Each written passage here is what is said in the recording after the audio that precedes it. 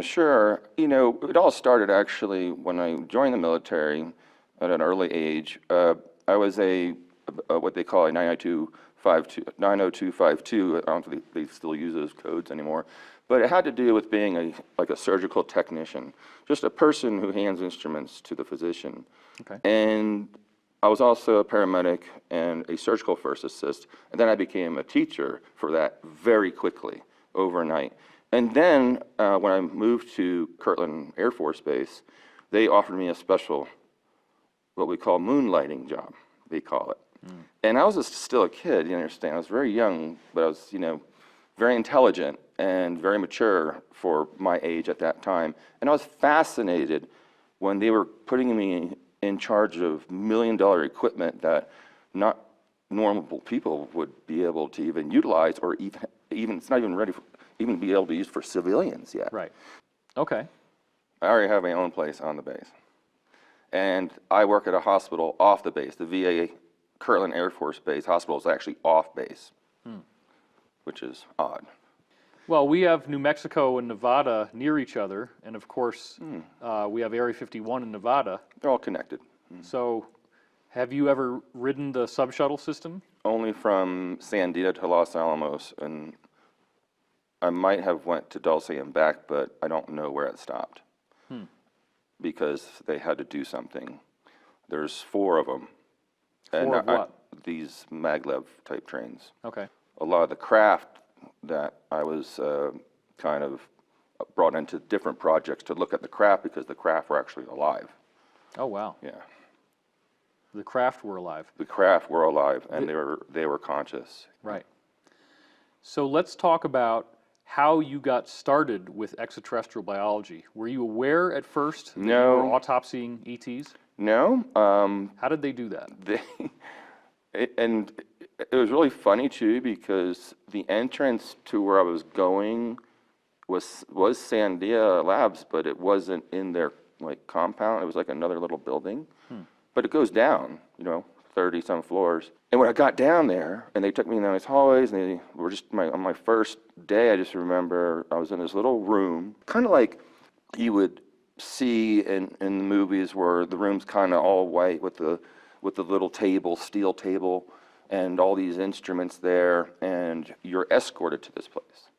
And you get in there, and there's this piece of tissue, and it's all positive pressure air system. And so I go in there, and you do scrub out, just like a surgeon scrubs and puts his gowns on and the hoods and stuff. You do go in there, do all that. And you label like you would, like when you were in the biology school, a frog. You're like, got these, okay, this is a muscle, this is a tongue, or whatever. And I was just there to label and take small samples and put them in these different types of jars and vats and containers, which I would then push through a drawer in a wall, and someone else would take it, and that was it. So I was basically taking tissue samples from whatever piece of tissue it was. Some looked like salmon, some look like, I don't even know, can't even explain it. But then every 3 to 6 months, you get a upper security clearance. So I stayed with that. But it was always different. And then the samples started getting more intact, where you could tell that, whoa, this is a hand, And I could not tell you what that is at that point. I couldn't even say, and you're not allowed to ask anything. You just do that, and you don't talk to anybody, and that's your job. And what if you told your friends or your family? Like, were you given security briefings about that? I would be killed.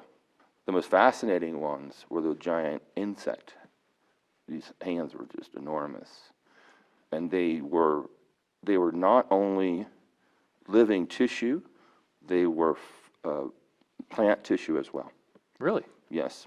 So they had some sort of thing they were making or growing that involved plant tissue with some other sort of living tissue, which they would mix many different types of hybrid tissues together. It's old school, everybody knows that in these projects, and you've probably heard about it out there. They've mixed every type of animal tissue, DNA with human, to see what happens. Like Dulce, New Mexico. Yeah, all that kind of crazy stuff. So And then they started adding and adding and adding, and then when they started getting things from up there, that's when it got weird. Is there a parking lot, or do you have an underground parking garage? Yes, Let's exactly. okay. Kind of like you hear the stories about people flying out of Nevada or whatever, go to Area 51, you know. Right. There's only one way in and out.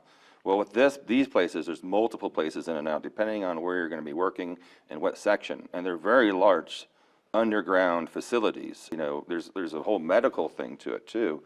And there's actually a small little city of people that actually live there that do not come to the surface usually, that I'm aware of. Right. And it's a very dynamic setup. So for me, since I was already living on the base, it was easy because I just rode my bicycle to this small building. So the small building, which you would just think would be a fire tower or whatever, is actually, you know, just in the middle of a big area. And you could park 1,000 cars there if you want. No one would even think anything, you know. So you go in and you take an elevator down, and you get on a big hallway. It's an escalator, and the escalator kind of just like you would see at an airport. And then the escalator is really long.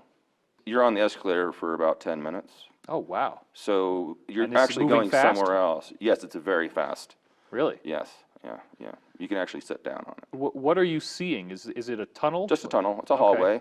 It's white, and it has a black marble ceiling, like black onyx. I don't know what it is. If it's, Oh, wow. they can see through it, but it's a very different, back then that was very different to see, of course.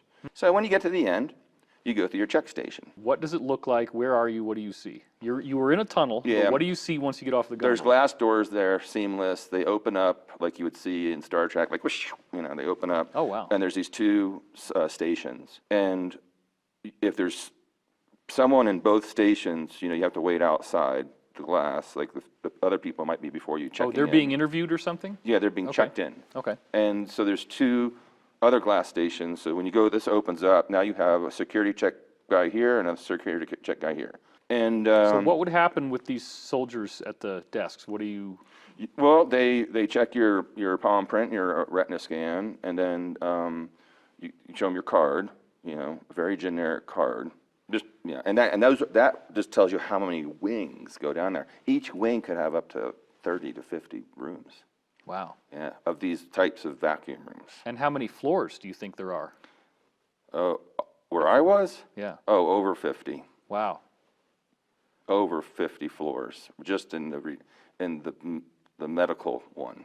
And then it got, you know, more and more stranger, and I would get better and better samples. And it was frustrating because, you know, you're not allowed to ask, well, what is this from? Where is it? Or how did you get it? Or you're just there to do the sampling and get out, you know?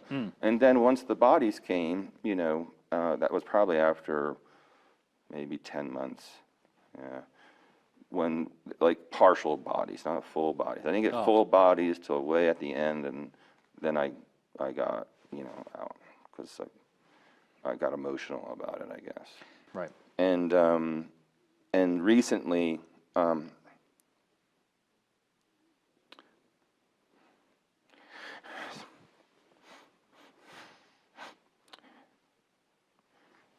you know,